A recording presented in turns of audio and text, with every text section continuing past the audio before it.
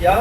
Untuk itu agar keselamatan kita terjaga, dilindungi oleh Allah Subhanahu wa taala. Kita minta doanya ya supaya kita diberikan keselamatan. Ada satupun yang cedera pergi dalam keadaan selamat, pulang pun dalam keadaan selamat ya. Amin.